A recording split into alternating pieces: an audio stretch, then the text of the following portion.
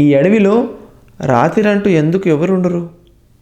ఈ ఎపిసోడ్లో చెప్పబోయే విషయాలు రాత్రి అరకులో జరగబోయే real experiences, local practices, forest behaviour వీటిపైనే ఆధారపడి ఉన్నాయి. ఈ కథలు సినిమాలా భయపెట్టవు, కానీ లోపల ఒక భయాన్ని క్రియేట్ చేస్తాయి. హలో, హాయ్, నమస్తే, వెల్కమ్ టు సారథి టాక్స్.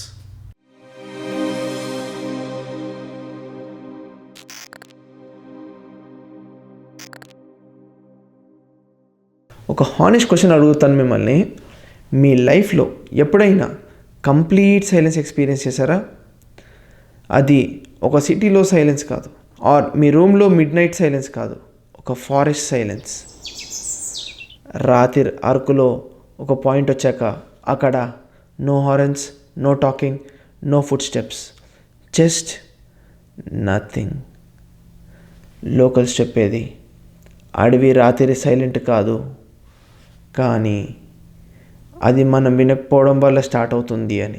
ఈ లైన్ అర్థం అవడానికి మీ మైండ్ చాలా కామ్గా ఉండాలి.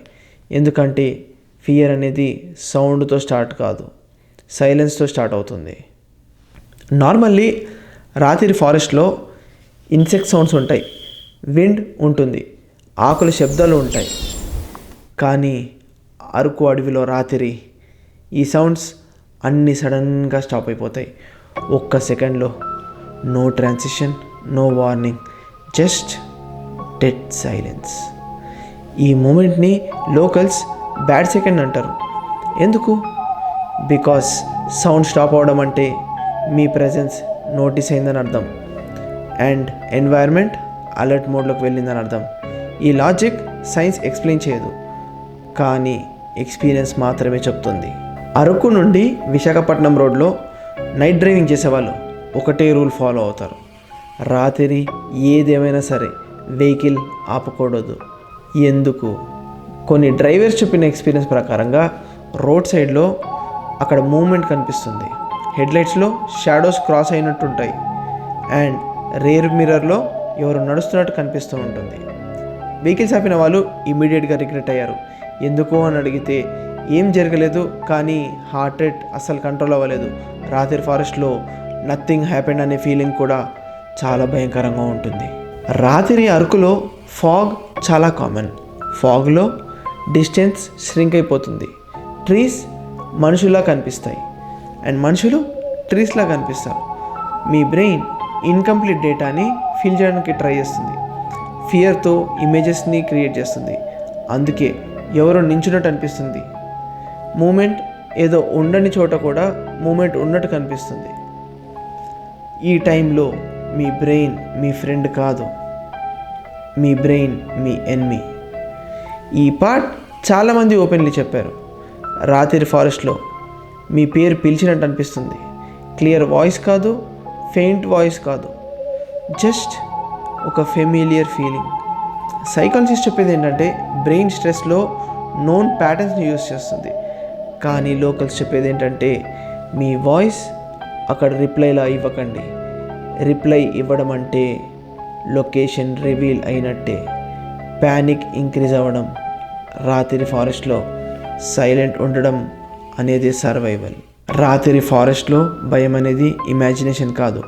మీ బాడీ అడ్రినలైన్ని రిలీజ్ చేస్తుంది, బ్రెత్ షాలో అవుతుంది, లెగ్స్ వీక్ అనిపిస్తాయి, డెసిషన్ మేకింగ్ చాలా స్లో అయిపోతుంది. ఈ స్టేజ్లో రాంగ్ డిసిషన్ చాలా ఈజీ.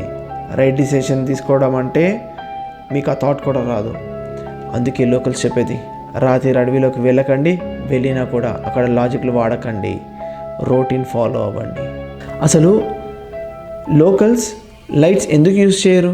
టూరిస్ట్ చేసే మిస్టేక్ ఏంటంటే మొబైల్ టార్చ్ ఆన్ చేస్తుంటారు, హై బీమ్స్ యూజ్ చేస్తూ ఉంటారు.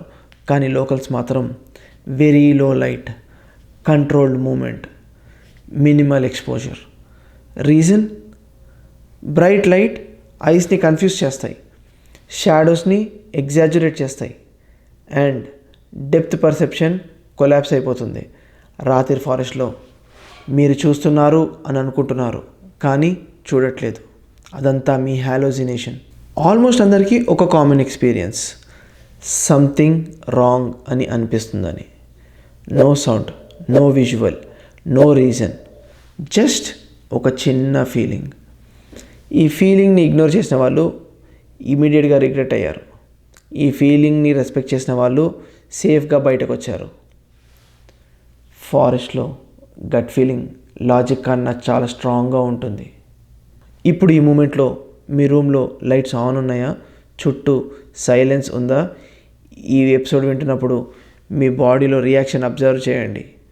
ఫియర్ని కంట్రోల్ చేయడం అంత ఈజీ కాదు. ఈ ఎపిసోడ్లో మనం రాత్రి అరకు ఫారెస్ట్లో భయం ఎందుకు ఫిజికల్గా అనిపిస్తుందో చూసాం. కానీ ఈ భయంలో ఒక స్పెసిఫిక్ ప్లేస్ ఉంది. రాత్రి ఆ ప్రాంతంలో ట్రైన్ స్పీడ్ స్లో అవుతుంది. డ్రైవర్స్ అలర్ట్ అవుతారు. హెడ్ లైట్స్ దానంతలదే ఫిక్స్ అయిపోతాయి. ట్రాక్స్ మీద ఎవరో నుంచున్నట్టు కనిపిస్తుంది.